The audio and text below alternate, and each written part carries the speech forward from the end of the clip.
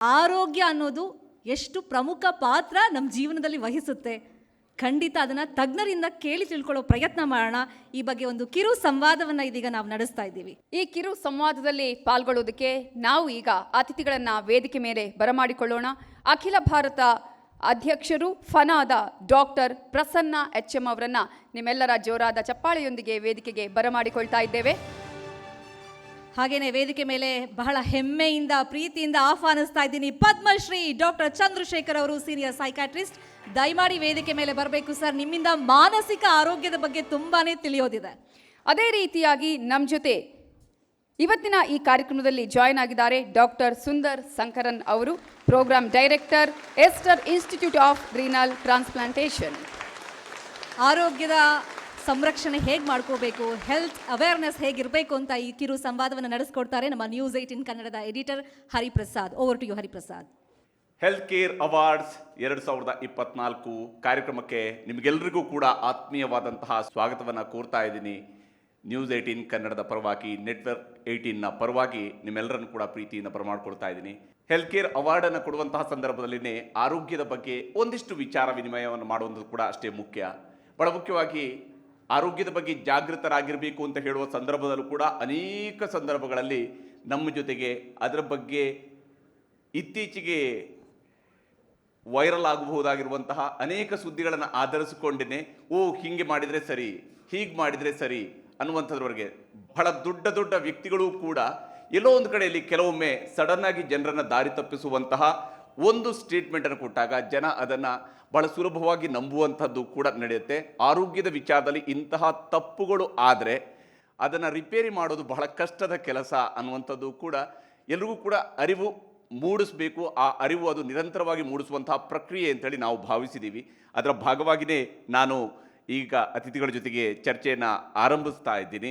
ನಮ್ಮ ಜೊತೆಗೆ ಡಾಕ್ಟರ್ ಚಂದ್ರಶೇಖರ್ ಅವರು ಇದ್ದಾರೆ, ಪದ್ಮಶ್ರೀ ಪುರಸ್ಕೃತರು. ಹಾಗೆಯೇ ಡಾಕ್ಟರ್ ಸುಂದರ್ ಶಂಕರನ್ ಅವರು ಜಾಯ್ನ್ ಆಗಿದ್ದಾರೆ. ಡಾಕ್ಟರ್ ಪ್ರಸನ್ನ ಅವರು ಕೂಡ ನಮಗೆ ಕಾರ್ಯಕ್ರಮದಲ್ಲಿ ಜಾಯ್ನ್ ಆಗಿದ್ದಾರೆ. ಮೊದಲಿಗೆ ನಾನು ಡಾಕ್ಟರ್ ಪ್ರಸನ್ನ ಅವರ ಮೂಲಕವಾಗಿಯೇ ಮಾತನ್ನು ಆರಂಭಿಸ್ತೀನಿ. ಪ್ರಸನ್ನ ಅವರೇ, ಆರೋಗ್ಯದ ವಿಚಾರದಲ್ಲಿ ಜಾಗೃತರಾಗಬೇಕು ಅಂತ ಅನೇಕ ಸಂದರ್ಭದಲ್ಲಿ ಹೇಳ್ತಾ ಇದ್ದರೂ ಕೂಡ ಮತ್ತಿನ್ಯಾವುದೋ ಒಂದು ವಿಚಾರವನ್ನು ಮುಂದಿಟ್ಟುಕೊಂಡು ಹಿಂಗೆ ಮಾಡಿದರೆ ಸರಿಯಾಗತ್ತೇನೋ, ಈ ಜ್ವರ ಬಂದಿದೆ ತಕ್ಷಣಕ್ಕೆ ಈ ಟ್ಯಾಬ್ಲೆಟ್ ತೊಗೊಂಡ್ಬಿಡೋಣ ಸರಿಯಾಗೋಗ್ಬಿಡುತ್ತೆ ನಾಳೆ ಬೆಳಿಗ್ಗೆ ಅನ್ನುವಂಥ ರೀತಿಯಲ್ಲಿ ಎಲ್ಲರೂ ಮನೆಯಲ್ಲೇ ವೈದ್ಯರಾಗುವಂತಹ ಒಂದು ಪ್ರಯತ್ನವನ್ನು ಮಾಡ್ತಾ ಇರ್ತಾರೆ. ಮತ್ತು ಸಣ್ಣ ಒಂದು ಇನ್ಫಾರ್ಮೇಷನ್ ಇದೆ, ಅದರ ಆಧಾರದ ಮೇಲೆ ಒಂದು ಚಿಕಿತ್ಸೆಯನ್ನು ತಕ್ಷಣಕ್ಕೆ ತೆಗೆದುಕೊಳ್ಳುವಂಥ ತಪ್ಪುಗಳು ಕೂಡ ಆಗ್ತಾ ಇರ್ತವೆ. ಎಷ್ಟೇ ಜಾಗೃತರಾಗುವಂಥ ಈ ವಿಚಾರದಲ್ಲಿ ಏನು ಯೋಚನೆ ಮಾಡಬೇಕಿದೆ ಪ್ರತಿಯೊಬ್ಬರು ಅಂತೇಳಿ? ಈಗ ನಾವು ನೋಡ್ತಾ ಇದ್ದೀವಿ, ಈಗ ಹೆಚ್ಚಿನ ಟ್ರೀಟ್ಮೆಂಟು ಜನ ಎಲ್ಲಿ ತಗೋತಾ ಇದ್ದಾರೆ ಅಂದರೆ ಸೋಷಿಯಲ್ ಮೀಡಿಯಾದಲ್ಲಿ. ನೀವು ಇನ್ಸ್ಟಾಗ್ರಾಮ್ ನೋಡಿ, ಫೇಸ್ಬುಕ್ ನೋಡಿ, ಟ್ವಿಟರ್ ನೋಡಿ, ಎಲ್ಲರೂ ಫ್ರೀ ಅಡ್ವೈಸ್ ಕೊಡೋರೇ ಇದ್ದಾರೆ. ಅವ್ರು ಯಾರು ನಿಜ, ಯಾರು ಸತ್ಯ ಹೇಳ್ತಿದ್ದಾರೆ, ಯಾವುದು ಕೆಲಸ ಮಾಡುತ್ತೆ ಅನ್ನೋದು ಯಾರಿಗೂ ಗೊತ್ತಾಗೋದಿಲ್ಲ. ಆದ್ದರಿಂದ ನಾನೇನು ಸಜೆಷನ್ ಕೊಡೋಕ್ಕೆ ಇಷ್ಟಪಡ್ತೀನಿ ಅಂದರೆ, ಯಾವುದನ್ನು ಕೂಡ ಇವತ್ತು ನಾವು ಕಡೆಗಣಿಸೋ ಪರಿಸ್ಥಿತಿಯಲ್ಲಿಲ್ಲ. ಎಸ್ಪೆಷಲಿ ನಾವೀಗ ಕೋವಿಡ್ ನಂತರ ನೋಡಿದ್ದೀವಿ, ಒಂದು ಹೆಲ್ತ್ ಅವೇರ್ನೆಸ್ ಅನ್ನೋದು ಜಾಸ್ತಿ ಆಗಿದೆ ಜನಗಳಲ್ಲಿ. ಮತ್ತು ಕೆಲವರು ಸೆಲೆಬ್ರಿಟೀಸ್ನ ನಾವು ತುಂಬ ಕಡಿಮೆ ವಯಸ್ಸಿನಲ್ಲಿ ಕಳ್ಕೊಂಡ್ವಿ. ಅದರಿಂದ ಇನ್ನೂ ಹೆಚ್ಚಿನ ಒಂದು ಕಾರ್ಡಿಯಾಕ್ ಹೆಲ್ತ್ ಬಗ್ಗೆ ಒಂದು ಅವೇರ್ನೆಸ್ಸು. ಮತ್ತು ಈ ಸೆಲೆಬ್ರಿಟಿಗಳು ಕೂಡ ಒಂದು ಸರಿ ಡಬಲ್ ಎಜ್ ಸ್ವಾರ್ಡ್ಗಳು. ಇತ್ತೀಚಿನ ನೀವು ಹೇಳಿದ್ರಿ, ಒಬ್ಬ ದೊಡ್ಡ ಸೆಲೆಬ್ರಿಟಿ ಕ್ರಿಕೆಟರು ಅವರ ಶ್ರೀಮತಿ ಅವ್ರಿಗೆ ಬರೀ ನಿಂಬು ಪಾನಿ ಅರಿಶಿನ ಕುಡ್ಕೊಂಡೇ ಕ್ಯಾನ್ಸರ್ ವಾಸಿಯಾಗೋಯ್ತು ಅಂತ ಹೇಳ್ಬಿಟ್ಟು ಅದು ತುಂಬ ಪಾಪ್ಯುಲರ್ ಆಗೋಯ್ತು, ವೈರಲ್ ಆಗೋಯ್ತು. ಆ್ಯಕ್ಚುಲಿ ಅದು ಸುಳ್ಳು. ಅವರು ಕರೆಕ್ಟಾಗಿ ಆಪ್ರೇಷನ್ನು ಮಾಡಿಸ್ಕೊಂಡು ಕೀಮೋಥೆರಪಿನ ತಗೊಂಡು ಆಮೇಲೆ ವಾಸಿಯಾಗಿರುತ್ತೆ.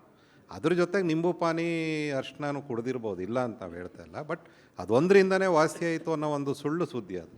ಅದನ್ನು ಪಾಪ ಸಾವಿರಾರು ಜನ ನಂಬ್ಕೊಂಡು ಫಾಲೋ ಮಾಡ್ತಾರೆ. ಜೊತೆಗೆ ದಾರನು ಸ್ವರ್ಗಕ್ಕೆ ಹೋಯ್ತು ಅಂತ ಹೇಳುವಂಥ ರೀತಿಯಲ್ಲಿ ಈ ರೀತಿಯಾಗಿ ಯಾವುದೋ ಒಂದರಿಂದ ಕ್ಯೂರ್ ಆಗಿರುತ್ತೆ, ಅದ್ರ ಜೊತೆಗೆ ಇನ್ನೊಂದು ಸಹಾಯ ಮಾಡಿರುವಂಥದ್ದನ್ನ ಇಲ್ಲ ಅದರಿಂದಾಗಿನೇ ಆಯಿತು ಅಂತ ಹೇಳುವಂಥ ಒಂದು ಪರಿಸ್ಥಿತಿಯಲ್ಲಿ ನಾವಿದ್ದೀವಿ. ಅದರಿಂದ ಜನರು ದಯವಿಟ್ಟು ಒಂದು ಸೋಷಿಯಲ್ ಮೀಡಿಯಾದಲ್ಲಿ ಬರತಕ್ಕಂಥ ಯಾವುದೇ ಒಂದು ಸಜೆಷನ್ನ ಅಟ್ಲೀಸ್ಟ್ ಒಂದು ಫ್ಯಾಮಿಲಿ ವೈದ್ಯರಿಂದ ಒಂದು ಸಾರಿ ತಿಳ್ಕೊಂಡು ಅದನ್ನು ಫಾಲೋ ಮಾಡೋದು ಒಳ್ಳೆಯದು. ಯಾಕೆಂದರೆ ಮುಂದಿನ ದಿನಗಳಲ್ಲಿ ನಾವು ನಮ್ಮ ಏನು ದೈಹಿಕ ಆರೋಗ್ಯವನ್ನು ಮೇಂಟೈನ್ ಮಾಡ್ಕೊಳ್ಳೋದು ತುಂಬಾ ಮುಖ್ಯ ಆಗುತ್ತೆ. ವಾಯು ಮಾಲಿನ್ಯ ಇದೆ, ಫುಡ್ ಅಡಲ್ಟ್ರೇಷನ್ ಇದೆ, ವಾಟರ್ ಅಡಲ್ಟ್ರೇಷನ್ ಎಲ್ಲನೂ ಇದೆ. ಅಂಥ ಪರಿಸ್ಥಿತಿಯಲ್ಲಿ ನಾವು ನಮ್ಮ ಆರೋಗ್ಯವನ್ನು ನೋಡ್ಕೊಳ್ಳೋದು ತುಂಬಾ ಮುಖ್ಯ ಆಗುತ್ತೆ. ಎಕ್ಸಾಕ್ಟ್ಲಿ. ಡಾಕ್ಟರ್ ಚಂದ್ರಶೇಖರ್ ಅವರೇ, ವೈದ್ಯರಾಗಿದ್ದುಕೊಂಡು, ಯಾಕಂದರೆ ಮಾನಸಿಕ ಆರೋಗ್ಯದ ಬಗ್ಗೆ ಎಷ್ಟು ಬಾರಿ ಹೇಳಿದಾಗಲೂ ಕೂಡ ಬಹುಶಃ ತಾವು ಸಾವಿರಾರು ಲಕ್ಷಾಂತರ ಕಾರ್ಯಕ್ರಮಗಳ ಮೂಲಕವಾಗಿ ಜನರಲ್ಲಿ ಅವೇರ್ನೆಸ್ ಮೂಡಿಸುವಂತಹ ಕಾರ್ಯಕ್ರಮಗಳನ್ನು ಮಾಡಿದಿರಿ, ಮಾಡ್ತಾನೇ ಇದ್ದೀರಿ ಇವತ್ತು ಕೂಡ. ಇಷ್ಟಾದರೂ ಕೂಡ ನಮ್ಮ ಜನರಲ್ಲಿ ಇನ್ನೂ ಕೂಡ ಮಾನಸಿಕ ಆರೋಗ್ಯದ ವಿಚಾರ ಅಂತ ಹೇಳಿದ ತಕ್ಷಣವೇ ಅದರ ಬಗ್ಗೆ ಒಂದು ನಿರ್ಲಕ್ಷ್ಯ ಇದ್ದೇ ಇರುತ್ತೆ. ಎಲ್ಲಿ ನಾವು ಎಡುತ್ತಾ ಇದ್ದೀವಿ? ಸಕಲ ಭಾಗ್ಯಗಳಲ್ಲಿ ಮಿಗಿಲಾದ ಭಾಗ್ಯ ಆರೋಗ್ಯ ಭಾಗ್ಯ. ಆದರೆ 180 ಜನ ಈಗ ಆರೋಗ್ಯ ಭಾಗ್ಯದಿಂದ ವಂಚಿತರಾಗಿದ್ದಾರೆ. 3000 ವರ್ಷಗಳ ಹಿಂದೆಯೇ ನಮ್ಮವರು ಗಾದೆ ಮಾಡಿದ್ದಾರೆ ರೀ, ಊಟ ಬಲ್ಲವನಿಗೆ ರೋಗವಿಲ್ಲ. ಈಗಲೂ ಒಂದು ಟಿಕ್ಕ ಬಂತು, ಮತ್ತೊಂದು ಬಂತು, ಇದೇ ತಿನ್ನೋದು ನಾವು. ಸೊ ಅದರಿಂದ ಏನು ತಿನ್ನಬೇಕು, ಏನು ತಿನ್ನಬಾರದು ಅನ್ನೋದನ್ನು ಅರ್ಥ ಮಾಡ್ಕೊಂಡು. ಎರಡನೇದು, ನಿತ್ಯ 7 ಗಂಟೆಯ ನಿದ್ರೆ ಕಡ್ಡಾಯ ಮಾಡಬೇಕ್ರಿ. ಇವತ್ತು ಅಷ್ಟೇ ಜನ 2 ಗಂಟೆ ಮಲಗ್ತಾರೆ, 3 ಗಂಟೆ ಮಲಗ್ತಾರೆ. ನಿದ್ರೆ 7 ಗಂಟೆ ನಿದ್ರೆ. ಮೂರನೇದು ಎಕ್ಸಸೈಸ್.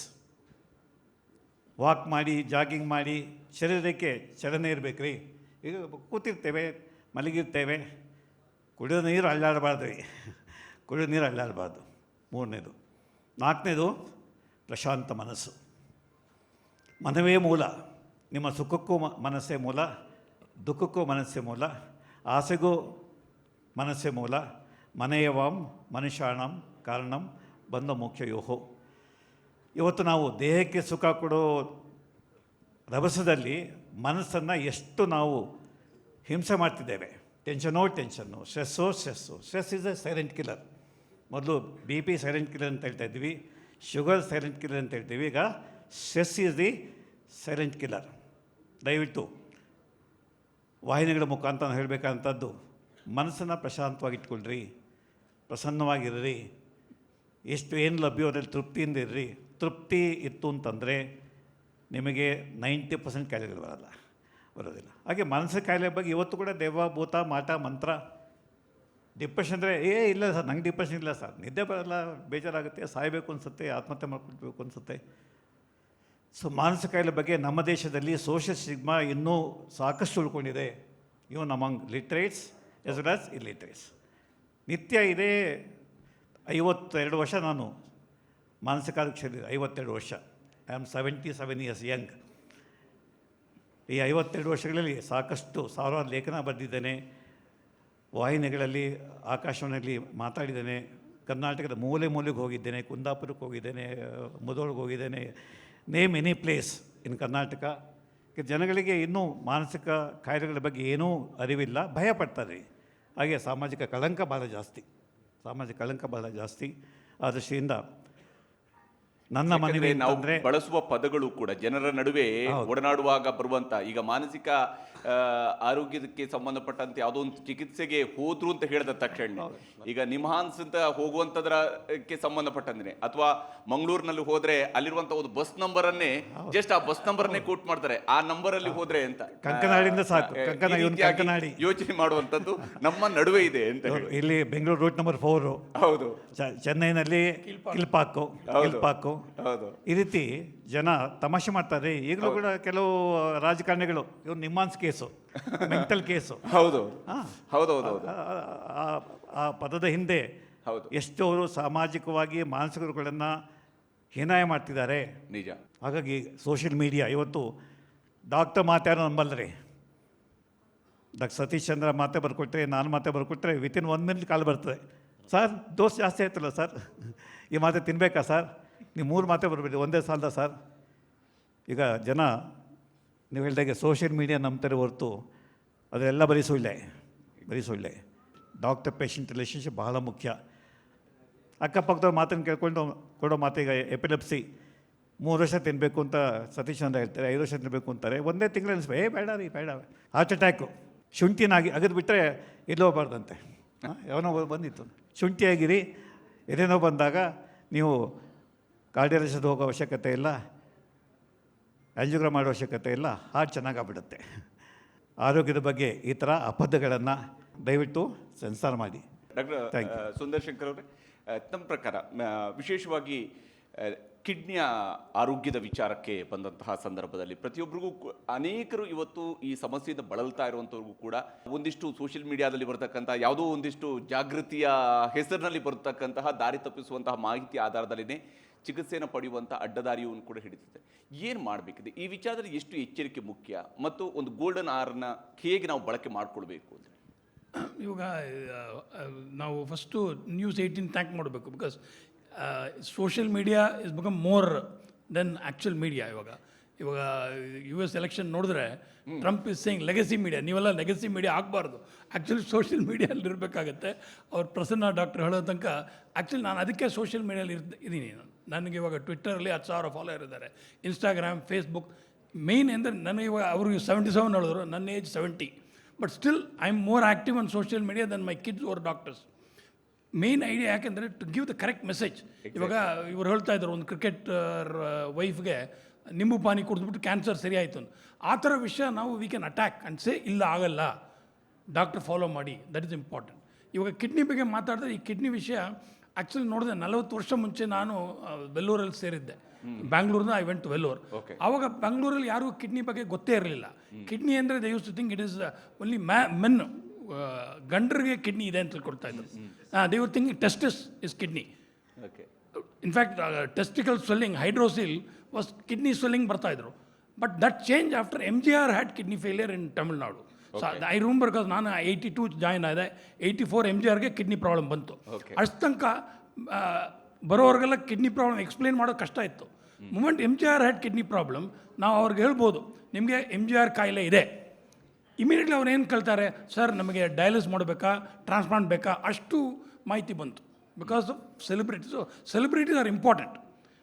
ದೊಡ್ಡವರಿಗೆ ಕಾಯಿಲೆ ಬಂದಾಗ ಕಾಯಿಲೆ ಕೂಡ ಇವಾಗ ಕಿಡ್ನಿ ಬಗ್ಗೆ ಇವಾಗ ಕಿಡ್ನಿ ಕಾಯಿಲೆನೂ ಇವಾಗ ಡಾಕ್ಟರ್ ಹೇಳ್ತಾರೆ because of high blood pressure, diabetes ಜಾಸ್ತಿ ಆಗ್ತಾ ಇದೆ. ಬಟ್ ನಮಗೇನು ಪ್ರಾಬ್ಲಮ್ ಅಂದರೆ being a kidney specialist, having gone through 95 ದೊಡ್ಡ ನ್ಯೂಸ್ ಬಂತು. Doctor Divakar will know, his wife actually supported all of us being gynaecologist. ನಾವೆಲ್ಲ ಕಿಡ್ನಿ ಕಳ್ತನ ಮಾಡ್ತಾಯಿದ್ದೀನಿ.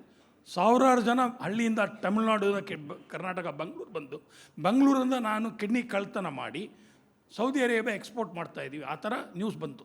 It's a big news. BBC was carrying it, top news. I was in the eye of the storm because ನಾನು maximum kidney transfer ಮಾಡ್ತಾ ಇದ್ದೆ. In fact the accused of saying kidney ಕಳ್ತನ ಮಾಡ್ತಾ ಇದ್ದೆ. ಆ ಥರ ನ್ಯೂಸ್ ಬರುವಾಗ ಏನಾಗುತ್ತೆ, ಜನಗಳಿಗೆ ನಂಬಿಕೆ ಹೋಗ್ಬಿಡುತ್ತೆ. ಡಾಕ್ಟರ್ ಚಂದ್ರಶೇಖರ್ ಹೇಳೋ ಥರ ಡಾಕ್ಟರ್ ಪೇಷಂಟ್ ರಿಲೇಷನ್ಶಿಪ್ ಇವಾಗ 0 ಆಗ್ತಾ ಇದೆ. ನಂಬಿಕೆ ಇಲ್ಲ. ಡಾಕ್ಟ್ರು ಫಸ್ಟು ದೇವರು ಇಲ್ಲ, ದೆವ್ವನೂ ಇಲ್ಲ. We are not gods, we are not devils, we are ordinary human beings trying to help.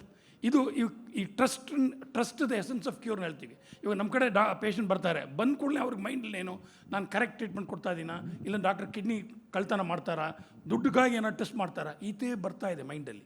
So ಅವರು ಪ್ರಸನ್ನ ಹೇಳೋ ಥರ ನಮಗೆ ಈ ಫ್ಯಾಮಿಲಿ ಫಿಸಿಷಿಯನ್ ಕಾನ್ಸೆಪ್ಟ್ ಸತ್ತೋಗ್ಬಿಟ್ಟಿದೆ ಇಡೀ ಇಂಡಿಯಾದಲ್ಲಿ. ಇವಾಗ ಬೇರೆ ದೇಶ ಹೋಗಿ, ಅಮೆರಿಕಾ ಹೋಗಿ, ಇಂಗ್ಲೆಂಡ್ ಹೋಗಿ, ಇವಾಗ ನನ್ನ 3 ಮಕ್ಕಳಲ್ಲಿ 2 ಡಾಕ್ಟ್ರು, ಒಬ್ಬನು ಸ್ಕಾಟ್ಲೆಂಡ್ನಲ್ಲಿ ಡಾಕ್ಟ್ರು, ಇನ್ನೊಬ್ಬನು US ಇದ್ದಾನೆ. ಅಲ್ಲೆಲ್ಲ ಏನೋ ಕಾಯಿಲೆ ಬಂದರೆ ಫಸ್ಟು GPಗೆ ಹೋಗಬೇಕು, ಫ್ಯಾಮಿಲಿ ಇಲ್ಲಿ ಆ ಥರ ಇಲ್ಲ. ಯಾವುದೋ ಒಂದು ಟೆಸ್ಟ್ ಮಾಡಿ ಒಂದು ಯೂರಿನಲ್ಲಿ ಮೂತ್ರ ಹೋಗೋ ಸ್ವಲ್ಪ ನೋವು ಬಂದರೆ ಡೈರೆಕ್ಟ್ ನೆಫ್ರಾಲಜಿಸ್ಟ್ ಹೋಗ್ಬಿಡ್ತಾರೆ. ಆ ಥರ ಮಾಡಬಾರ್ದು. ಇನ್ಫ್ಯಾಕ್ಟ್ ನನಗೆ ಬೆನಿಫಿಟ್ಟು, ಯಾರೋ ಒಬ್ಬ ಪೇಷಂಟ್ ಬಂದರೆ ನನಗೆ $1,000 ಎಕ್ಸ್ಟ್ರಾ ಬರುತ್ತೆ, ಬಟ್ ಪೇಷಂಟ್ಗೆ ಬೆನಿಫಿಟ್ ಇಲ್ಲ.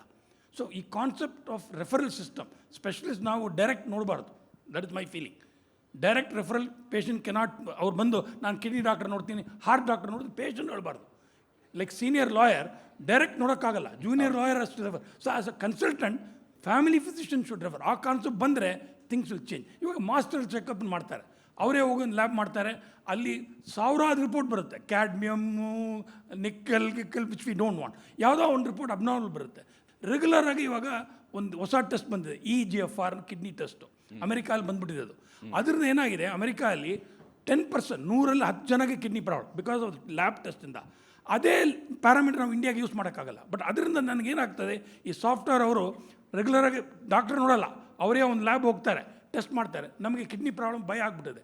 ದೆನ್ ಸ್ಟ್ರೆಸ್ಸು, ಡಿಸ್ಟ್ರೆಸ್, ಅದರಿಂದ ನಾರ್ಮಲ್ ಮನುಷ್ಯ ಪೇಷಂಟ್ ಆಗಿಬಿಡ್ತಾನೆ. ಸೊ ಇದು ಚೇಂಜ್ ಆಗಬೇಕಾಗತ್ತೆ. So this is very important. Doctor patient relationship ಹೋಗ್ತಾ ಇದೆ. ಆಸ್ ಸೀನಿಯರ್ ಡಾಕ್ಟರ್ಸ್ ನಾವು we have to spend more time. ಮಾತಾಡಬೇಕು. ಡಾಕ್ಟ್ರು ನಿಮ್ಮ ಜೊತೆಗಿದ್ದಾರೆ, ನೀವು ನಮ್ಮ ಎನಿಮಿ ಅಲ್ಲ, ಕಾಯಿಲೆ ನಮ್ಮ ಎನಿಮಿ. ನಾವಿಬ್ಬರೂ ಸೇರಿ ಕಾಯಿಲೆಗೆ ಹೋರಾಟ ಮಾಡಬೇಕಾಗತ್ತೆ. ಅದೇ most important message we have to give. Exactly. Doctor Prasanna ಅವರೇ, ಇಲ್ಲಿ ಆಗಲೇ ಡಾಕ್ಟರ್ ಸುಂದರ್ ಅವರು ಹೇಳಿದ ರೀತಿಯಲ್ಲಿ ಫ್ಯಾಮಿಲಿ ಫಿಸಿಷಿಯನ್, ಒಬ್ಬ ಫ್ಯಾಮಿಲಿ ಡಾಕ್ಟರ್ ಇರಬೇಕು, ಅವ್ರ ಜೊತೆಗೆ ಕನ್ಸಲ್ಟ್ ಮಾಡ್ಕೊಳ್ಬೇಕು ಅನ್ನೋದು ಬಹಳ ಮುಖ್ಯವಾದಂಥ. ಆದರೆ ಇವತ್ತೇನಾಗಿದೆ, ಇನ್ಫಾರ್ಮೇಷನನ್ನೇ ಜನ ನಾಲೆಜ್ ಅಂತ ಅಂದ್ಕೊಂಡಿದ್ದಾರೆ, ಮಾಹಿತಿಯನ್ನೇ ಜ್ಞಾನ ಅಂತೇಳಿ ತಿಳ್ಕೊಳ್ಳುವಂಥದ್ದು ನಡೆಯುತ್ತೆ. ಒಂದಿಷ್ಟು ಡಾಕ್ಟರ್ ಚಂದ್ರಶೇಖರ್ ಕೂಡ ಅದನ್ನೇ ಹೇಳಿದರು, ಒಂದು ಪ್ರಿಸ್ಕ್ರಿಪ್ಷನ್ ಕೊಟ್ಟರು ಅಂದರೆ ಆ ಇಮ್ಮಿಡಿಯೇಟಾಗಿ ಫಸ್ಟ್ ಮಾಡೋ ಅನೇಕರು ಮಾಡ್ತಾರೆ, ಅದನ್ನು ಗೂಗಲ್ ಮಾಡ್ತಾರೆ, ಗೂಗಲ್ ಮಾಡಿ ಇದಕ್ಕಾ ಅಂತ ಹೇಳ್ಕೊಂಡು ಮತ್ತೆ ಅವರೇ ಡಿಸಿಷನ್ ತೊಗೊಂಡ್ಬಿಡ್ತಾರೆ, ಇದು ಜಾಸ್ತಿ ಕೊಟ್ಟಿದ್ದಾರೆ ಡಾಕ್ಟ್ರು, ಇದನ್ನು ತೊಗೊಳ್ಬಾರ್ದೇನೋ ಅಂತ ಹೇಳ್ಕೊಂಡು. ಇದರಲ್ಲಿ ಎರಡು ರೀತಿಯ ಸಮಸ್ಯೆ ಇದೆ. ಒಂದು, ನಾವು ಕನ್ಸಲ್ಟ್ ಮಾಡ್ತಾ ಇರುವಂಥ ಡಾಕ್ಟರ್ ಒಂದು ಸರಿ ಇಲ್ಲದೆ ಇರುವಂಥ ಚಾನ್ಸಸ್ ಕೂಡ ಇರುತ್ತೆ. ಬೆಂಗಳೂರಿನಂತಹ ನಗರಗಳಲ್ಲಿ ಕ್ವಾಕ್ಸ್ ಬಗ್ಗೆಯೂ ಕೂಡ ಎಚ್ಚರ ಇರಬೇಕಾಗಿರುತ್ತದೆ. ಎಷ್ಟು ಮುಖ್ಯ ಫ್ಯಾಮಿಲಿ ಡಾಕ್ಟರ್ ಅನ್ನುವಂಥ ಕಾನ್ಸೆಪ್ಟ್ನಲ್ಲಿ ಪ್ರತಿಯೊಬ್ಬ ವ್ಯಕ್ತಿ ಕೂಡ ಫಸ್ಟ್ ಏನನ್ನು ದೃಢಪಡಿಸ್ಕೊಳ್ಬೇಕು ಅಂತೇಳಿ. ಅವಾಗ 75ರಿಂದ 2000ನೇ ಇಸ್ವಿವರೆಗೂ ಈ ಫ್ಯಾಮಿಲಿ ಫಿಸಿಷಿಯನ್ ಅನ್ನೋ ಕಾನ್ಸೆಪ್ಟ್ ತುಂಬ ಚೆನ್ನಾಗಿತ್ತು. ಪ್ರತಿಯೊಬ್ಬರು ನಾವು ಅಟ್ಲೀಸ್ಟ್ ಒಬ್ಬರು MBBS ಮಾಡಿರ್ತಕ್ಕಂಥ ಒಬ್ಬ ಡಾಕ್ಟ್ರನ್ನ ಫ್ಯಾಮಿಲಿ ಫಿಸಿಷಿಯನ್ ಆಗಿ ಇಟ್ಕೊಂಡಿರ್ತಿದ್ವಿ. ಅವರು ಫಿಲಾಸಫರು, ಗೈಡು ಎಲ್ಲ ಆಗಿರ್ತಿದ್ರು. ನಮ್ಮ ಫ್ಯಾಮಿಲಿಯಲ್ಲಿ ಯಾರಿಗೆ ಒಂದು ತಲೆನೋವು ಬರಲಿ ಅಥವಾ ಒಂದು ಮೂಳೆ ಮುರಿಲಿ, ಫಸ್ಟ್ ಅವ್ರನ್ನ ಕೇಳಿ ನೆಕ್ಸ್ಟು ಮುಂದೆ ಹೆಜ್ಜೆ ಇಡ್ತಿದ್ದು. ಈ ಕಾನ್ಸೆಪ್ಟಲ್ಲಿ ಜನ ಏನಾಗಬೇಕು ಅಂದರೆ, ಈ ಕ್ವಾಕ್ಸಿಂದ ತಪ್ಪಿಸ್ಕೊಳ್ಬೇಕು, ಈ ಫಾಲ್ಸ್ ಡಾಕ್ಟ್ರುಗಳನ್ನ ಇಟ್ಕೊಂಡಿರೋರನ್ನ ತಪ್ಪಿಸ್ಕೋಬೇಕಂದ್ರೆ ದೇ ಹ್ಯಾವ್ ಟು ವೆರಿಫೈ ಇವರು ಮಿನಿಮಮ್ ಬೇಸಿಕ್ ಅಲೋಪತಿಯಲ್ಲಿ ಒಂದು MBBS ಡಿಗ್ರಿಯನ್ನು ತೊಗೊಂಡಿದ್ದಾರಾ, ಅದಕ್ಕಿಂತ ಹೆಚ್ಚಿನ ಒಂದು MD ತೊಗೊಂಡಿದ್ದಾರಾ, ಅಂಥವ್ರನ್ನ ನಾವು ನಂಬಿ ಒಬ್ಬ ಫ್ಯಾಮಿಲಿ ಫಿಸಿಷಿಯನ್ ಆಗಿ ಇಟ್ಕೊಳ್ಳೋದು ತುಂಬಾ ಮುಖ್ಯ ಆಗುತ್ತೆ. ಎಲ್ಲ ರೀತಿಯಲ್ಲೂ ಅವರು ನಮಗೆ ಹೆಲ್ಪ್ ಮಾಡ್ತಾರೆ. ಒಂದು, they will guide you in the right way. ಈಗ ಏನಾದ್ರು ಪ್ರಾಬ್ಲಮ್ ಆದರೆ ಯಾವ ಸ್ಪೆಷಲಿಸ್ಟ್ನ ನೋಡಿದ್ರೆ ನಿಮಗೆ ಒಳ್ಳೆಯದಾಗುತ್ತೆ, who is the right person to approach, which is the right hospital to go. ಇಲ್ಲದಿದ್ರೆ ಏನಾಗುತ್ತೆ, ಎಲ್ಲರೂ ಸೂಪರ್ ಸ್ಪೆಷಾಲಿಟಿ ಹಾಸ್ಪಿಟ್ಲಿಗೆ, ಎಲ್ಲರೂ ಡೈರೆಕ್ಟಾಗಿ ಸೂಪರ್ ಸ್ಪೆಷಲಿಸ್ಟ್ ಹತ್ರನೇ ಹೋದರೆ we are wasting there skills. ಎಲ್ಲಿ ಬೇಕೋ ಅಲ್ಲಿ ನಾವು ಸ್ಪೆಷಲಿಸ್ಟ್ಗಳನ್ನ ಉಪಯೋಗಿಸ್ಕೋಬೇಕು. ಯಾಕಂದರೆ ಸಿಂಪಲ್, ಈಗ ಡಾಕ್ಟರ್ ಸುಂದರ್ ಅವರು ಹೇಳ್ತಾಯಿದ್ರು, ಈ ಕಿಡ್ನಿ ಪ್ರಾಬ್ಲಮ್ ಬರುತ್ತೋ ಇಲ್ವೋ ಅಂತ ನೋಡೋಕೆ ಒಂದು ಸಿಂಪಲ್ ಯೂರಿನ್ ಟೆಸ್ಟ್ ಸಾಕು. ಅದರಲ್ಲಿ ಅರ್ಲಿಯೆಸ್ಟ್ ನಾವು ಹೇಳ್ತೀವಿ ಆಲ್ಬುಮಿನ್ ಬರೋಕ್ಕೆ ಶುರುವಾಗಿದೆಯಾ ಅಥವಾ ಗ್ರ್ಯಾನುಲಾರ್ ಕಾಸ್ಟ್ಸ್ ಅಂತ ಹೇಳ್ತೀವಿ. ಆ ಕಾಸ್ಟು ಬರ್ತಾ ಇದೆ ಅಂದರೆ ಎಲ್ಲೋ ಒಂದು ಕಡೆ ಕಿಡ್ನಿ ಡ್ಯಾಮೇಜ್ ಆಗ್ತದೆ. ಅದನ್ನು simple GP can pick it up. Blood pressure, ಆಮೇಲೆ ಬ್ಲಡ್ ಪ್ರೆಷರು, ಈ ಏನು ಶುಗರ್ ಲೆವೆಲ್ಸು ಅದನ್ನು ಮೇಂಟೈನ್ ಮಾಡೋದು. ಎಷ್ಟೋ ಜನ ಸರ್ ನಾನು ಹೇಳ್ತೀನಿ, ನಮ್ಮಲ್ಲಿ non diabetics, non hypertensives, I have found out at least 50 to 60 patients who had granular cast and they turned out to be glomerulonephritis. We picked them up so early. We need more doctors like you, sir. And treated them, so they all became all right. So ಈ ರೀತಿಯ concept ನಾವು ವಾಪಸ್ ತರಬೇಕು. ನಮ್ಮ ಜನಗಳು at least ಯಾರನ್ನಾರು ಒಬ್ಬರು ನಂಬಬೇಕು. ನಾವು ಮಾಹಿತಿನೇ ನಂಬ್ಕೊಂಡು ಕೂತ್ಕೊಳ್ಳೋಕ್ಕಾಗಲ್ಲ. ಹೌದು.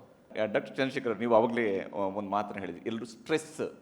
ಯಾಕಂದರೆ ಸ್ಟ್ರೆಸ್ ಇವತ್ತು ಕೆಲಸ ಮಾಡ್ತಕ್ಕಂತಹ ಸ್ವರೂಪವನ್ನು ಗಮನಿಸಿದಾಗ ಕೆಲಸನೇ ಮಾಡಬೇಕು ಅಂತಿಲ್ಲ. ಬೆಂಗಳೂರಿನಲ್ಲಿ ವಾಸಿಸ್ತಕ್ಕಂಥ ವ್ಯಕ್ತಿಗಳಿಗೆ ಒಂದು ರೌಂಡ್ ನಮ್ಮ ಕೋರ್ ಸಿಟಿಯಲ್ಲಿ ಓಡಾಡಿದ್ರು, ಇವತ್ತು ಕೋರ್ ಸಿಟಿಯ ವ್ಯಾಪ್ತಿ ಅಪ್ ಟು ಇಡೀ ಬೆಂಗಳೂರಿನವರೆಗೂ ಕೂಡ ಸಿಗ್ತಿದೆ. ಅಷ್ಟು ಟ್ರಾಫಿಕ್ ಇರುತ್ತೆ, ಅದರಲ್ಲಿ ಹೋಗುವಾಗ ಯಾವುದೋ ಕಿರಿಕಿರಿ, ರೋಡ್ ರೇಜ್ ಜಾಸ್ತಿ ಆಗ್ತಾ ಇರುವಂಥ ಸ್ವರೂಪವನ್ನು ನಾವು ನೋಡ್ತೀವಿ. ಅಂದರೆ ಇಮ್ಮಿಡಿಯೇಟಾಗಿ ಸಿಟ್ಟುಗೊಳಗಾಗ್ತಾರೆ.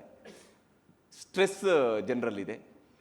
ಇದನ್ನು ಹೌದು ಕಾಮ್ ಆಗಿರಬೇಕು ಅಂತ ವೈದ್ಯರ ಸಲಹೆಯನ್ನು ಕೊಡ್ತಾರೆ, ಯೋಗ ಮಾಡಬೇಕು ಅಂತ ಹೇಳ್ತಾರೆ, ಎಕ್ಸಸೈಸ್ ಮಾಡಬೇಕು ಅಂತ ಹೇಳ್ತಾರೆ. ಇವೆಲ್ಲವೂ ಕೂಡ ನಡೀತಿರುತ್ತೆ. ಆದರೆ ಅದು ಆ್ಯಕ್ಚುಲಿ ಕಾರ್ಯರೂಪಕ್ಕೆ ಬರೋದಿಲ್ಲ ಅನೇಕ ಸಂದರ್ಭದಲ್ಲಿ. ಏನು ಮಾಡಬೇಕು ಡಾಕ್ಟರ್? 5 ಬಗೆಯ ಮಾನಸಿಕ ಒತ್ತಡ. ಒಂದು ಫ್ಯಾಮಿಲಿ, ಎರಡನೇದು ಆಕ್ಯುಪೇಷನ್, ಉದ್ಯೋಗ, ಹೌದು, ಮೂರನೇದು ಹಣ, ಫೈನಾನ್ಸು, ನಾಲ್ಕನೇದು ನಮ್ಮ ಸಾಮಾಜಿಕ ಅವ್ಯವಸ್ಥೆ. ಹಾಗಾಗಿ ಇವತ್ತು ಕುಟುಂಬಗಳು ನಮ್ಮ ಆಧಾರ ಸ್ತಂಭ ರೀ. ಗಂಡ ಹೆಂಡತಿ ನಡುವೆ ಪ್ರೀತಿ ವಾತ್ಸಲ್ಯ, ತಂದೆ ತಾಯಿ ಮಕ್ಕಳ ನಡುವೆ ಒಡನಾಟ, ಈಗ ಮಾತೇ ಇಲ್ಲ ರೀ, ಮಾತಾಡೋದಿಲ್ಲ.